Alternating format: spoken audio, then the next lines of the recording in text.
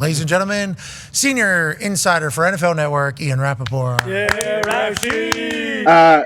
After golf, I had a lesson today actually. So we getting better? Like or when what? you were texting me, no. I mean, everything is fine. The driver's going that way, and I'm allegedly fixing it, but it just means every shot I hit is horrible. So it's whatever. No, you got to aim left, brother. The way you fix that is you just aim left. Yeah. If you got a slice and you're a righty, you just turn towards the trees on the left side, and you let that sumbitch play right back into where you need it to be. You just go ahead. I mean, I'm aiming on the other hole, man. That's embarrassing for how much you play. You're telling me. You know, that's like what children deal with, right? Like people that don't. Me. The super slices. Don't play, Yeah, every once in a while. You are telling me. Yeah, that's tough. Has it always been this way or just this year? Middle of last year, and I was no. like, "It's fine, I'll work it out." And then I just started. People think I'm a good driver because they see where the balls land, but it's really because I'm aiming like 2 holes away, and the ball goes down the right side of the fairway. So end result is okay. Doesn't matter, Yeah. brother. It doesn't. End result is all we're looking for in golf. Yeah. That is literally the entire True. purpose of golf. No pictures on the scorecard. So what do? You aim way left. That thing ends up being 215 yards on the right side of the fairway. 60 to 60. No way. 65. Yep. So you're hitting Yep. 30 No without chance. the slice? Yeah, you're losing distance if you're aiming that far. That's a lot. No I mean, way. swing speed is like 105. I should be hitting it far, but instead I hit it like all the way that way. Wow. I'm working on it though. I know it's again. Full of People shit. think You got I'm those good. little I'm- clubs. What, how do you? So what is? Have you been fitted for your? Obviously, you're fitted. What type of club? Oh yeah, I got PXGs. They're awesome. Every other club is great. I am just Got a crushing 5-iron right here. Again, Yeah. That slice that I mean, you got just goes that's on actually kinda mean. and on and And on on, and on, and on, and on. I'm gonna figure it out. One of these years, I'll figure it out. Well, I think PXG has a bunch of things that like will cheat your slice for you. Like, in there things that like a driver will put a little bit more weight in Yeah, like the they'll head. have like a draw weight for you. Yeah, why don't you do that?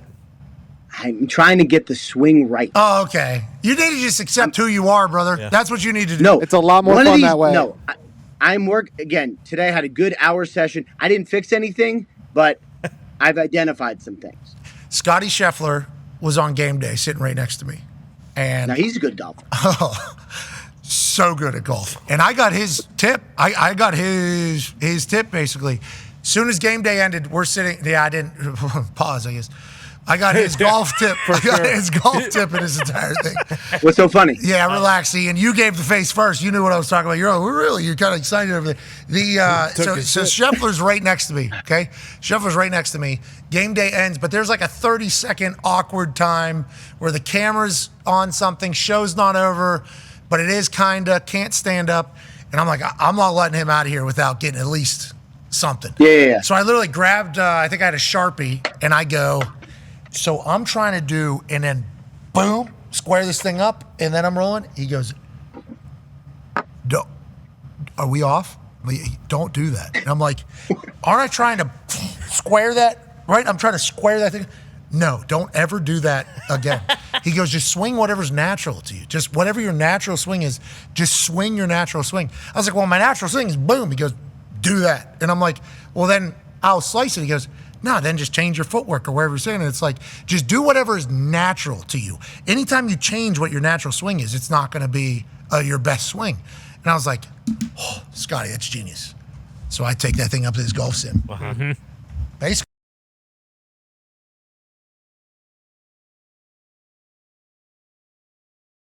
I'm looking like you. I mean, like things go way right, obviously. I'm like, well, I'll move my feet then. I'll open this son of a bitch up. Nothing. I'm whiffing on it. It's like, Scotty, I think you think this is a lot easier than it isn't. But I think that is Scotty's mindset. I'm just swinging. But his swing is literally, since he's a kid, they've been telling him this is your swing. I don't think he fully understands that I'm an amateur. Anyway. Well, but also like this is why these guys who are like unbelievably talented struggle as coaches because it's like, can you just do what I do? And you're like, no, I cannot. Don't ever do that. Don't do that again. I'm like, what? Ain't I trying to? I'm rolling over here. Don't ever do that again. Come on, pocket. Okay, thank you, Scotty. Let's talk football. George Pickens is a Dallas Cowboy. Is this what Jerry Jones was referring to before the draft when he said, I'm up to something here? I got a little something going on. I'm thinking about Yes. 2 substantive trades or whatever it is. Substantive trades. Maybe before the draft, maybe after the draft. Shit, it might be next year. Who knows? There's something coming. I'm cooking it. That is what he was talking about this entire time. And when did the Steelers decide they were going to move on from George Pickens, you think, and send him anywhere, let alone to the Dallas Cowboys? All right, first the Steelers part of it. So they trade for DK Metcalf, obviously big trade, kind of beef up their receiving core. And, if you look at it, it's like teams rarely have like 2 great receivers. It's hard, right? I mean, the Bengals do, but look at what it took for the Bengals to have those 2 and then pay both of them. Usually what teams do is they have one great one and other young ones or complementary, because it's like to allocate that much resources, it's a challenge. You can do it, but it's a challenge. And so it seems the Steelers wanted to hang on to George Pickens. They wanted to keep George Pickens, but there was a price where it's like, all right, at some point, this is worth it, right? Because if they weren't going to pay him, which by trading him, they made it clear, like they were not looking to pay this guy the extension price, then it's like, if he leaves as a big-time free agent, he's worth a third-round pick compensatory.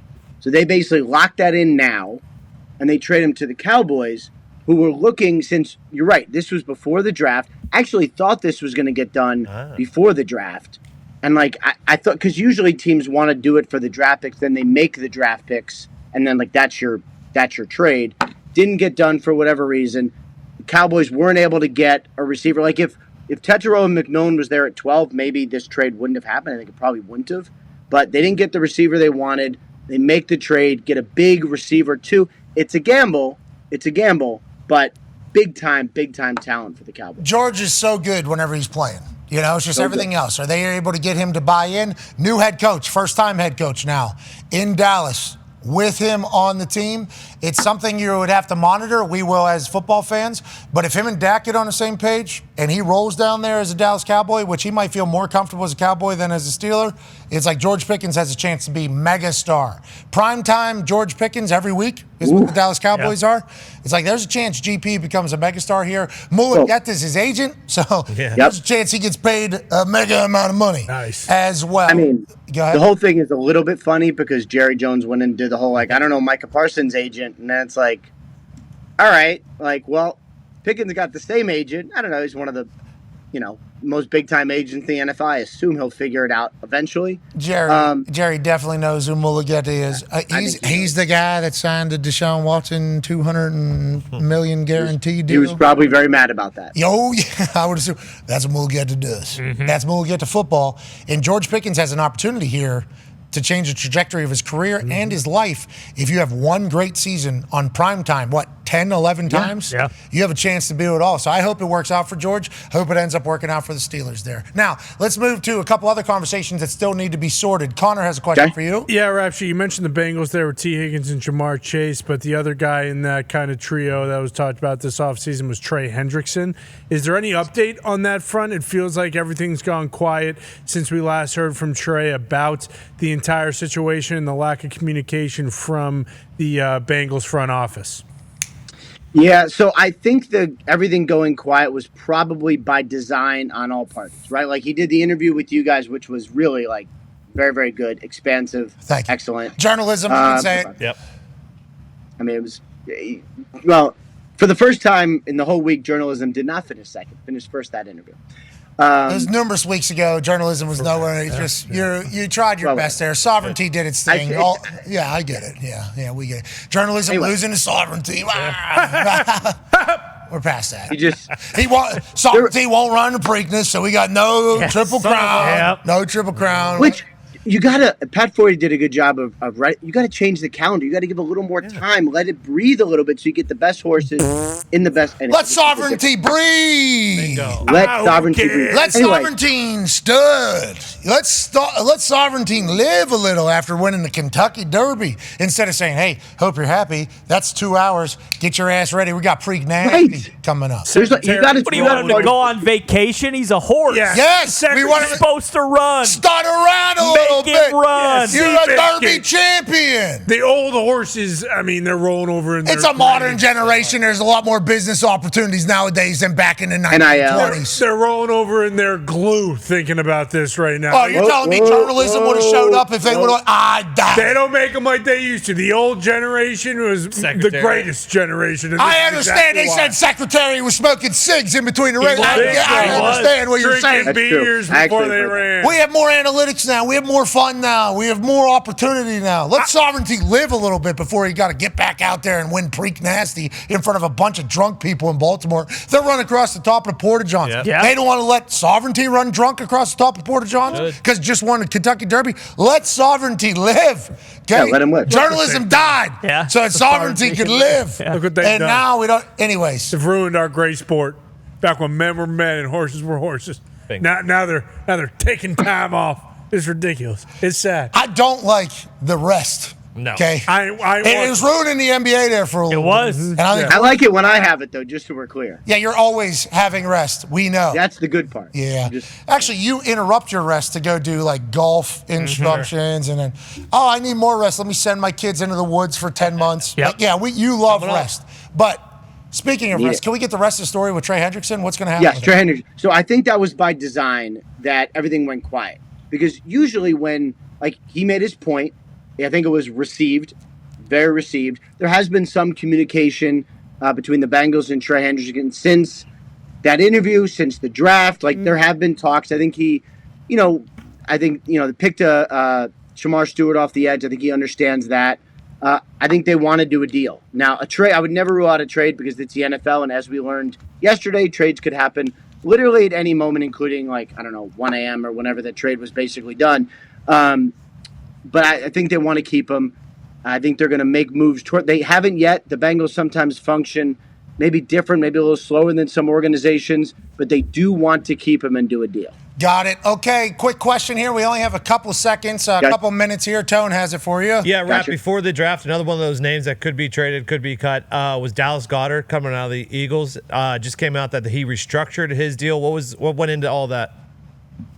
So they had a couple trade offers around the time of the draft or maybe during the draft. And the Eagles, they kind of do it right. Like, what I believe is they went to him and they were kind of like, what would you think? And his decision was essentially go somewhere else or take a little bit of a pay cut and keep the band back together. He chose to take a pay cut. I think he went from 14 to 10. That's right. Yeah, 14 to 10. And he can earn a little more in incentives. But he stays. And he has a chance. So no extension, which is a win for him. Because if he goes out and plays well, stays on the field like he can, then he probably cashes in again. But new deal, not going anywhere. Philly keeps it together. Okay, Derek Carr, Jane Slater wrote a bunch of updates. He found out his shoulder was hurt once he started working out again. That's why it took so long. The Saints are trying to figure out what they want to do. Derek Carr contemplating surgery, not That is surgery. a long tweet. Yeah, long. I mean, through it all. We have 1 minute, literally. What do you Got think you. the Derek Carr situation is? They're all trying to figure it out still? I believe Derek Carr would like to not have surgery. I believe he would like to rehab, get this thing right, get back on the field for week 1, which my understanding is still at least a possibility, but there's been no firm, he's not having surgery, he's good to go, or he is having surgery. And if he has surgery, it's major, potentially not playing next season. That's what nobody wants. So I believe he is doing what he can now to try to get back on the field for week 1, and we will see where it ends up. Tyler Shuck, Louisville, Starting quarterback. potentially starting quarterback of the New Orleans Saints. Excited to see how they Didn't see him at the Derby. Hey, that's because he's been working. Okay, you need to start doing. Maybe give us a little bit more information. Maybe break some news. Okay, jeez, Louise. I'm trying. Throw that hat in the fireplace. Yeah, cool hat. Get rid of that. Ladies and Trying to gentlemen, get the what? It's a great No, it's hat. got to be Hat right. It's sucks, All right, dude. ladies and Got gentlemen, the see you, man. Sandlot Howard- brim.